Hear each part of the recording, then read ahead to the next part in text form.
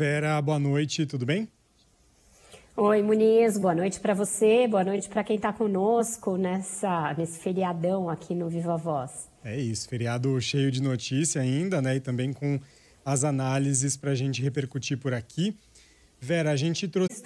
Ele mandou uma carta agradecendo o convite, mas declinando do mesmo convite, dizendo que desejava que o evento fosse um sucesso, fazendo lá na carta já uma manifestação de apreço ao povo evangélico, mas dizendo que não compareceria. E o representante do governo foi um dos poucos evangélicos do governo Lula, que é o advogado-geral da União, Jorge Messias. Ele fez um discurso no palco do evento, ao lado da deputada Benedita da Silva, que também ela evangélica, e do pastor e do apóstolo Hernandes. Ele começou dizendo, citando versículos da Bíblia, falando da sua relação com a religião evangélica, dos ensinamentos da sua mãe, citando vários trechos da Bíblia, e foi quando ele disse que trazia uma mensagem do presidente Lula, uma mensagem de paz, e aí ele recebeu uma pequena vaia, tentou continuar, mencionou o Lula de novo, e aí a vaia foi se avolumando, a ponto dos organizadores interromperem, pedirem ali para quem estava presente no evento que não vaiasse, que se deveria desejar um sucesso e sorte a todo governante, e aí ele encerrou o discurso antes do que pretendia, antes do que era o planejado. Num sinal de que talvez o Lula tenha declinado de ir com medo de que isso acontecesse. A gente viu nas últimas eleições uma polarização muito grande também entre as religiões, né? Entre os católicos, o Lula tinha um apoio bem maior que o então presidente Jair Bolsonaro, e entre os evangélicos esse apoio se invertia de uma maneira até mais acentuada. O apoio a Bolsonaro era mais massivo entre os evangélicos do que aquele que o Lula recebia entre os católicos. E isso permanece de acordo com algumas pesquisas. A pesquisa Datafolha, realizada em abril, mostra que a aprovação ao governo no eleitorado evangélico é muito menor do que entre o conjunto do eleitorado, o conjunto da população e também entre os católicos. Para ter uma ideia da diferença de percentuais, entre os evangélicos o Lula tinha 28% de ótimo ou bom, 35% no conjunto da sociedade e 45% de ótimo e bom entre os católicos. Então tem degraus aí, a média da população também fica no meio desses dois pontos, mas ainda é uma fatia do eleitorado que o Lula e o PT não estão conseguindo atingir. O evento de hoje mostrou isso, é um evento que vem crescendo a cada ano e muito. Ele já tem mais de 30 anos, chegou ao Brasil justamente em 1993, e aí só vem crescendo. A primeira edição do evento contou com cerca de 350 mil pessoas na cidade de São Paulo, e a edição do ano passado teve mais de 2 milhões de participantes. Então, um evento enorme, um dos eventos que mais geram receita, inclusive para a cidade de São Paulo, numa demonstração da força, da pujança desse público evangélico. É a religião que mais cresce no Brasil. Existem projeções demográficas de que os evangélicos devem superar os católicos em algum momento na década de 2030. E aí portanto, uma parcela da sociedade, da população, com a qual qualquer político que queira ter um bom desempenho eleitoral precisa dialogar e precisa ter trânsito. E, por hora, o evento mostra que ainda está longe disso, né? E como você mencionou, né, lá na campanha eleitoral, a gente percebeu muito isso, né? Teve um momento ali, se não me engano, logo na virada do segundo turno, que teve um sinal de alerta ali para o PT de, olha, precisamos, se quiser reconquistar esse público, fazer novos movimentos, mas até que ele conseguiu depois, né, vencer as eleições, enfim, mas não parece que está conquistando grandes frutos, pelo menos a demonstração de hoje não foi nesse sentido, né? Se quiser ainda o PT e o governo reverterem isso, ainda tem algum trabalho pela frente para conseguir avançar, né? Vamos para o nosso... Sim, Muniz. Não, deixa eu só comentar isso Sim. que você falou, porque eu acho interessante e acho legal linkar a campanha com alguns fatos do início do governo.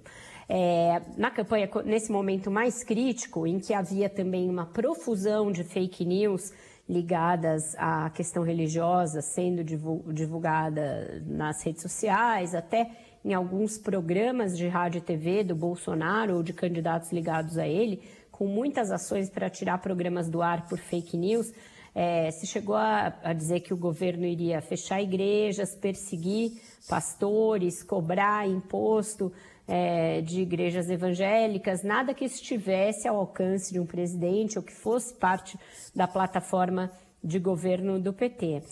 Depois, quando o Lula venceu a eleição, houve uma tentativa de aproximação de algumas lideranças importantes do mundo evangélico que foram rechaçadas por líderes petistas.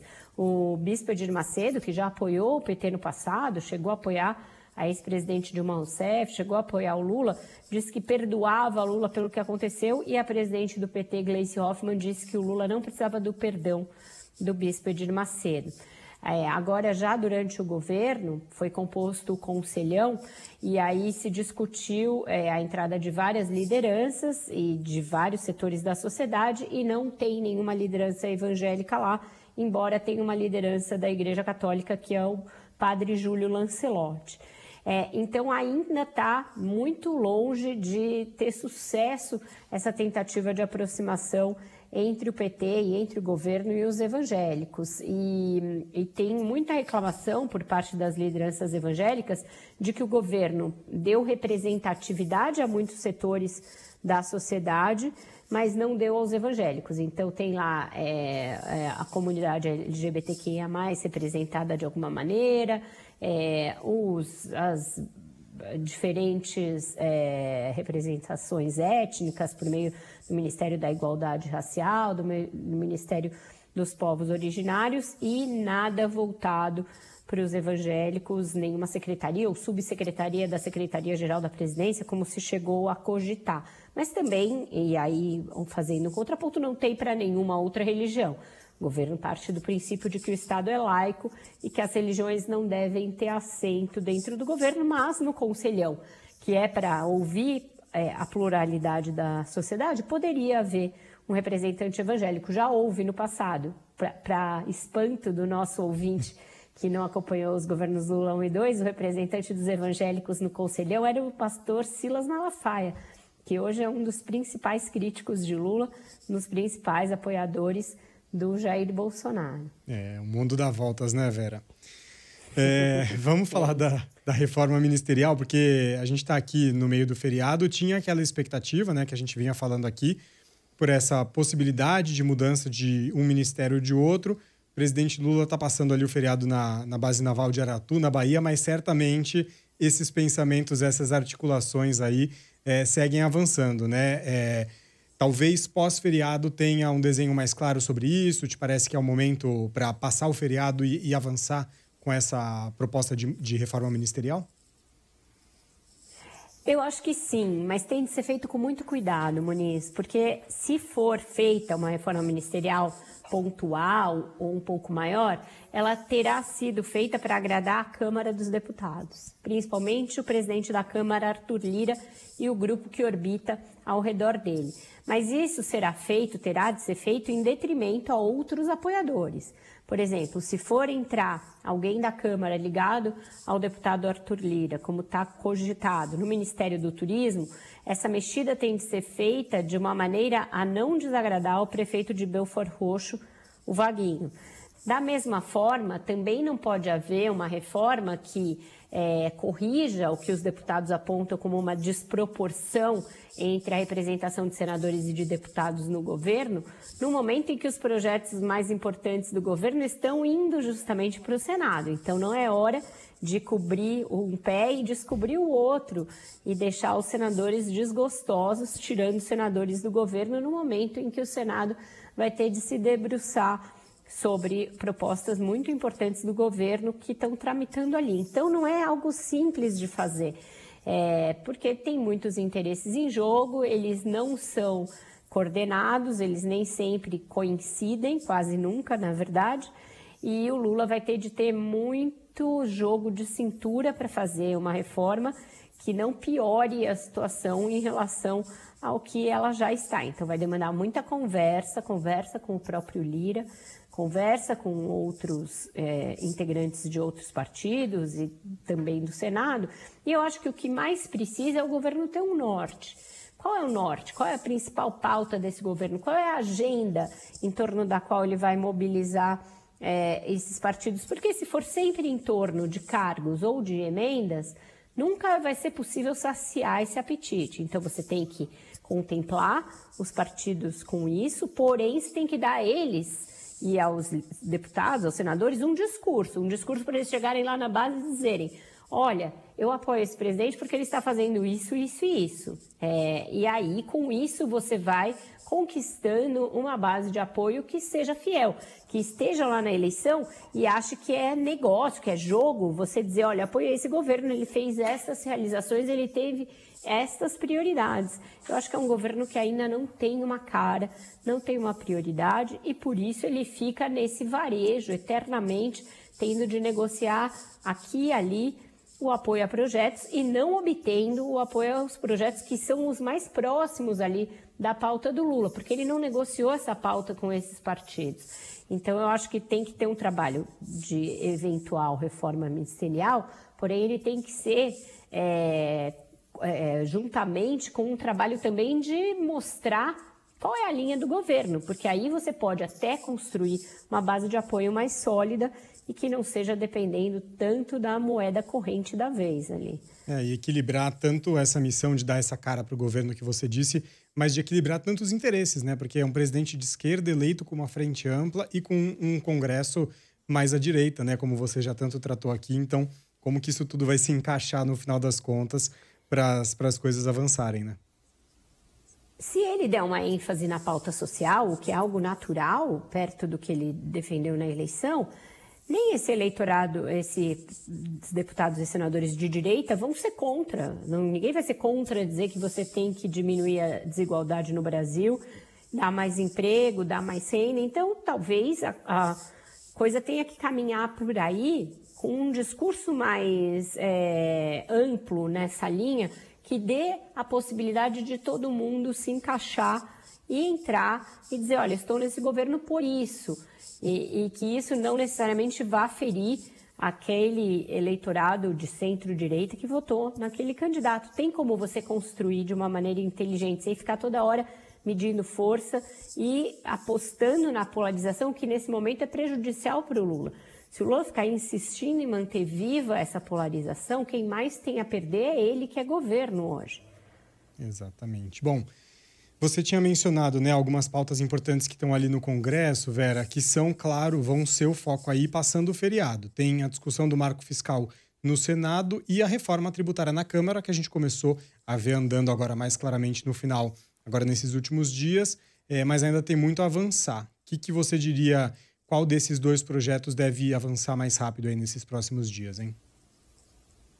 O marco fiscal tem tudo para avançar mais rápido, Muniz, porque ele está mais consensuado, ele não é uma proposta de emenda à Constituição, portanto ele demanda menos votos e ele já passou por uma votação muito tranquila na Câmara. Então tudo isso dá a ele uma atração que a reforma tributária nesse momento não tem.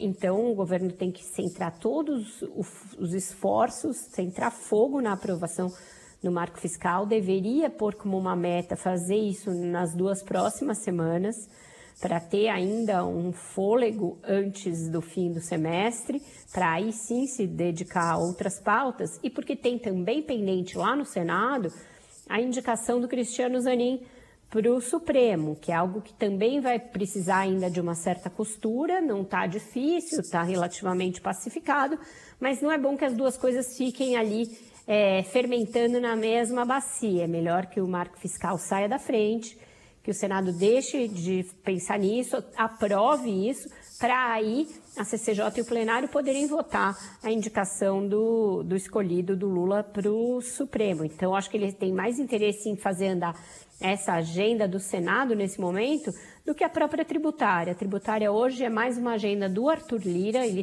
pegou para si essa agenda, e ele vai tentar agilizá-la.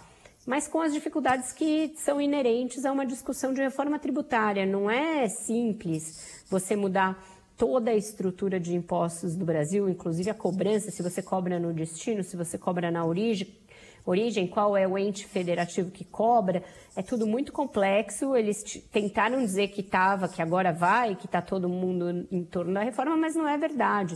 Tanto que os municípios e os estados já estão resistindo e a coisa não deverá ser tão simples quanto parecia. Então, eu acho que o foco do governo nesse momento é no marco fiscal, em segundo lugar, em aprovar o Cristiano Zanin para o Supremo e deixar a reforma tributária ir correndo ali, aproveitar que o Arthur Lira está a favor e que ele tem uma grande maioria e deixar ele trabalhar ali pela tributária. Eu acho que vai ser mais ou menos isso. Está tão a favor que está pegando ali a pauta para si, né, da reforma tributária. Isso, para o governo é ótimo. Deixa o cara trabalhar lá pela tributária e a gente cuida do nosso aqui. Vamos ver as cenas dos próximos capítulos.